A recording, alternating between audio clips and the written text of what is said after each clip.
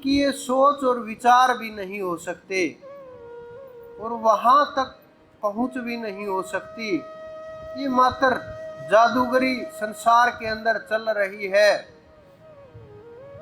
एक अग्नि होती है जो आप देखते हो, बारिश हो रही है जो बिजली के रूप में कड़कती है।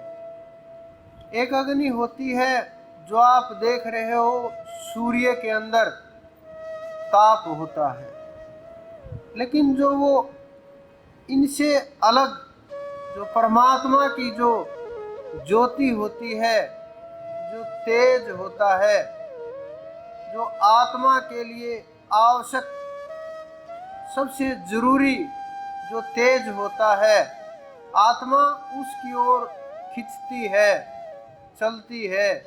जैसे नदी सागर की ओर चलती है, जिस प्रकार से गाय अपने बछड़े की ओर भागती है, जिस प्रकार माताएं अपनी संतान की तरफ भागती हैं, उसी प्रकार से ये आत्मा उस परमात्मा की ओर बढ़ती है। तो वेदों के अंदर जो वर्णन हुआ उस परमपिता परमेश्वर का, उन्होंने बहुत छोटे शब्दों के अंदर बहुत गहन अर्थ छुपा दिए। वेदों के अंदर परमात्मा की बुद्धि का भी वर्णन आया है कि परमात्मा की बुद्धि हमें स्वीकार करे। आपकी बुद्धि के अंदर ऐसे विचार हो कि आप हमारे ऊपर कृपा करें। ये वेदों के अंदर ये वाक्यों के वर्णन है जो मैं बोल रहा हूँ। लेकिन फिर वेद कैसे निराकार का वर्णन करते हैं। परमात्मा जब ज्योति के रूप में आ गया तो ज्योति हुई तो रंग भी हुआ, आकार भी हो गया।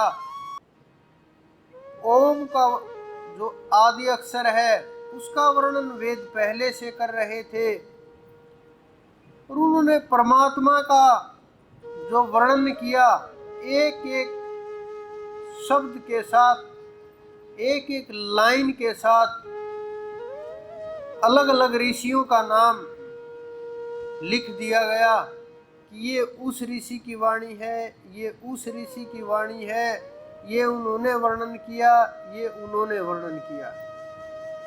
लेकिन फिर भी हम उस परमात्मा को समझ नहीं पाए।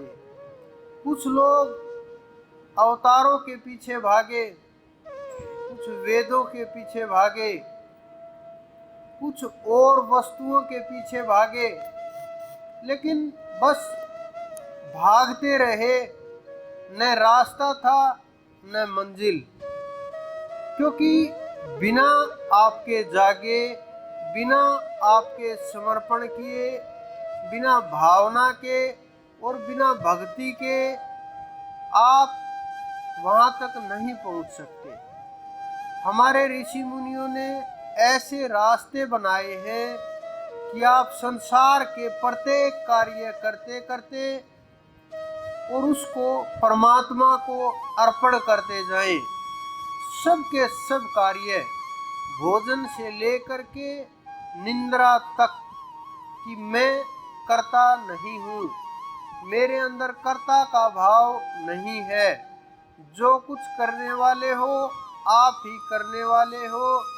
हे परमात्मा, हे पूर्ण पुरुष, हे आदि ब्रह्म। जब हमारे अंदर ये विचार उत्पन्न होने लगेंगे, परमात्मा के प्रति समर्पण का भाव आने लगेगा, अंदर में जब छटपटाहट शुरू होगी, मन, बुद्धि, चित्त, अहंकार, हाथ, पैर, आँख, जितने भी कर्म इंद्रियां हैं, ज्ञान इंद्रियां हैं, सब के सब जब उसका गुणगान करने लगे, जब उसका समर्पण होने लगे कि हे परमात्मा, आपको महसूस होने लगेगा कि परमात्मा आपके कितनी नज़दीक तत्व है, कितना आप उसके नज़दीक हैं। आप उनको दूर करोगे, किस प्रकार से दूर कर पाओगे? उससे नज़दीक कोई तत्व नहीं है, ना हो सकता, ना था, ना होगा। क्योंकि वो आपके सबसे नजदीक है। गुरु भी आपसे दूर का तत्व है, क्योंकि दूसरा हो गया, अलग अलग हो गए, लेकिन वो परमात्मा आपके अंदर में है। बस देर खोजने की है, ढूंढने की है, प्राप्त करने की है, सुमरण करने की है, अभ्यास करने की है।